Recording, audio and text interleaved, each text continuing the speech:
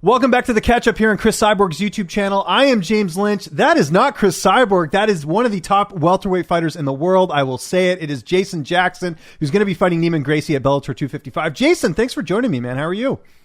Hey, thank you for having me. And always been awesome being on your show. Well, I appreciate that, and we're happy to have you here on the catch up. Have you ever met Cris Cyborg? I know you were telling me off air you're a big fan. Yes, I met Cyborg one time. Okay. And she was like, she was nice. Good. And humble. Good stuff. Well, it'll be cool to see you guys compete on the same card, but obviously you got this fight against Neiman Gracie at Bellator 255. Before we get into that, man, some big news with Bellator since you and I last spoke is they're on Showtime. How excited were you when you found out that went through? Doesn't matter where we fight, but yeah, it's definitely on a bigger stage. Mm-hmm. So I'm just excited about the matchup overall. Yeah, it doesn't matter what channel was going to happen. He was free. Yeah, no, exactly. You'll fight anyone, anywhere. It doesn't matter in terms of that. When did you find out about this fight? Because it seemed like you got a bit of notice for this one. No, I knew about this at least for 8 weeks. That's good. So full camp, nothing short notice. That's always nice when you get sort of the heads up on that. Were you expecting this type of fight? Because I think people watching you over the last couple of fights kind of feel like you're getting to that title shot. I mean, Gracie's a great opponent, but are you happy to get him as an opponent? Yeah, absolutely. Good matchup. Great matchup. And once I finish this guy, I'm next in line. No, I completely agree. I think a lot of people would agree with you there. Have you been sort of given that indication from Bellator that if you do win this fight, that a title shot is going to be next against Douglas Lima? No, but I'm saying it because I'm next. They can't deny me. Yeah. No, certainly looking at that winning streak, I can't disagree with you there. So let's talk about Gracie, 10-1 record. What do you know about him? How do you feel like you match up against him here? Well, I wanted to fight Neiman a while back. But unfortunately, injuries and stuff pushed them back. But now it finally happened, and just the matchup, I love it. And I love to have a Gracie underneath my belt. Yeah. No, it's a huge name, like I mentioned. Does it make the preparation a little bit easier because of the fact, like, it's not like a newcomer you're fighting? Like, Gracie's been with Bellator for a while, even longer than you have. Does it make the preparation easier in terms of, fighting a guy like him? I don't, like I said, I'm going to fight. So I didn't switch up my preparation. I just work on a little more stuff, but I didn't switch it. The same energy, nothing changed. Fight is a fight. I know where my strong points are. And that's in my boxing and wrestling. So he's going to have a hard time dealing with that. Yeah. And I work with the one guy who beat him, which is Rory Macdonald. I'm getting a lot of insight. Yeah. How much have you leaned on Rory for this camp? I know you guys are different fighters, but Rory, like you said, had the tools already to defeat him, right? It's his only loss. Yeah, but like I said, even if I wasn't fighting Neiman or not, it's just a blessing to have Rory Macdonald. She's kicking some knowledge. She's like stuff that he's well technical. There's been a lot of new fighters training at your camp. I saw Ian Heinisch in there. I saw Nate Marquardt. How's it been having some new faces in the gym and getting a different variety in there? Yeah. Everything it makes it better. Everybody has something. Each teaches one. So everyone learning from each other. Are there certain fighters you work with a little bit more in the gym than others, or is it always a mix when it comes to training? Well, for this camp, I've been working with a lot of the jiu-jitsu guys and working with Rory a lot, and working with my coaches. I'm just grinding because I know he don't grind like I do. I agree with that. Were you part of? I was going to ask you about this. Were you part of Gilbert Burns' training camp for Kamaru Usman, or were you not working with him for that one? We work. You know what I'm saying? Everybody work. It's just in there. It's a room of guys that everybody want to spar against the top guys in there. So I'll be a fool not to want to go with Gilbert while he at his peak point. That's the only way I'm going to learn it. Yeah. And I saw. Sorry, go ahead. It doesn't matter who's in there. Once your game, I want to test my game and bring my game a bit up. So yeah. On that note, how was it having? I know Usman came back to the gym. I know he stopped by. Did you see him when he was there? But yeah, absolutely. I see him. He was there. Gave him a hug, say hi, and from there. Yeah, it's just business, right? I think people sort of lose sight of that, Gilbert had to fight him. It was one of those things that there was no bad blood. There's a lot of respect there between Usman and your gym still, right? Yeah. No. Everybody got paid and, put on a show, which was awesome, I felt. So, shouldn't be no great regrets or anything. Nobody should be mad or sour about. No, I agree. Both getting paid, you get to fight a friend. It's it's all good. Have you ever been in that situation? Have you ever had to fight a training partner or a friend or anything like that? If I was in that situation, I don't know. Because like I said, I've never been in that situation, so I don't know. Okay.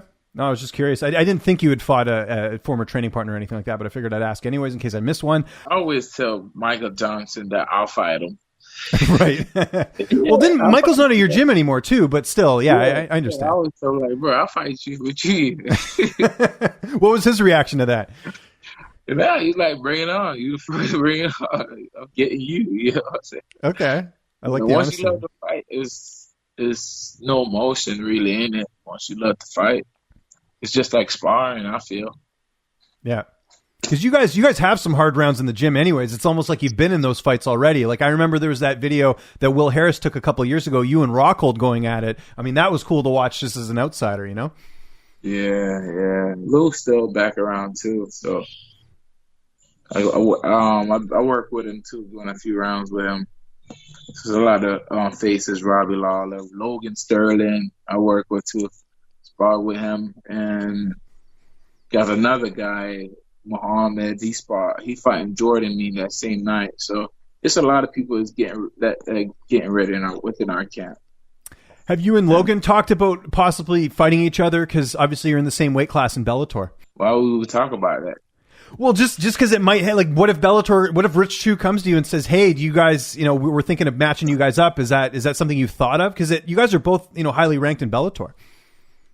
Well, that's not. I don't, like I said, if that path come to cross, then it got to be something big on the line. You understand? It has to be like, oh, we're fighting for a belt or something. But exactly, yeah, it's got to be worth it, right?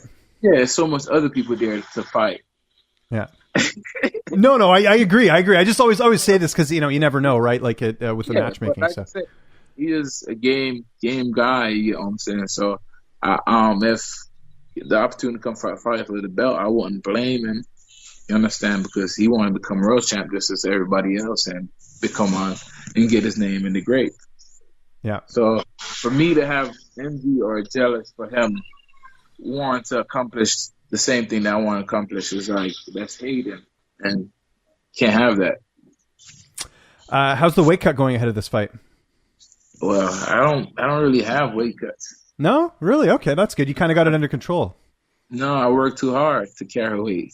Yeah, that's nice. Some fighters don't have that, right? They got to really cut, 20, 30 pounds sometimes for a fight. So that's good. You don't have to worry about that. I work it off. Yeah. Well, I've seen those rounds. Like I said, I watched all Will Harris's stuff, The Anatomy of a Fighter. So it's cool to see, all the behind the scenes stuff that you guys do, right? So. Yeah, definitely. So yeah. I'm excited. I imagine Henry Hooft will be in your corner. Who's going to be in the cage with you that night? Henry Hooft, Lano, Greg Jones, and that's about it. Same crew. We don't switch it up. If it's working, you got to keep with it, right? So ain't broken, don't fix it. I love it. How do you see the fight playing out on April 2nd? Like I said, I have said it before already. Whoever they put in front of my face, I'm looking to finish. I haven't had a finish in a while, and I've been working and pushing myself in training to finish whoever comes April 2nd. Now, last time we spoke, which was a while ago, I remember you were mentioning you have sort of a side business. I think it was cutting trees or something like that. Are you still doing that? Still do that. How is it, man? Because it seems like it. I remember last time we spoke, it was a really nice bit of income for you, in terms of your career. Yeah, definitely. To take away the focus on money. Yeah. So I still do that. That's something that I enjoy doing, physical work outside and different from just fighting. connecting with something other than fighting. Yeah. Nature. And it switches things up a little bit, right? You're not, I mean, I know you're in the gym a lot, but it's nice to do something else that's still physical, but it's not necessarily fighting related. Do you like that, having something different? And help you conquer a lot of your fears. Oh, I'd say so. Afraid of something to struck by lightning, like but being by spider, bugs, all different type of stuff out there. What's the tallest tree you've had to cut? Cut down? Yeah. I think it was about 100 feet. Really? Holy crap. Okay. Yeah. And were you guys impacted much by COVID? I know a lot of stuff's outside, and Florida seems to be a little bit more liberal with the COVID stuff. Has it impacted your business much? No, not as much, because that doesn't mean tree not gonna fall down because COVID around. Right. Like leaves not gonna stop growing because COVID around. So much stuff still got to get done. You understand? It's not like it's the bills or these are hazard stuff. When it was snowing up north, people had COVID, and you see the branches was falling in people's house. People had to get their tree trimmed up. Yeah. No, of course it's a needed service. I just mean too, because some people are weird about getting stuff done during COVID, so I wasn't sure if that impacted at all. But glad to see the business is going strong. That's great. Yeah, because it's not like you're going in somebody's house; it's outside. Yeah, no, for sure. So that makes sense. Before we go, how's the family doing? I know you're a big family man. You love your kids. How's the wolf pack doing? Everybody is awesome. Yeah, everyone healthy. Everyone good.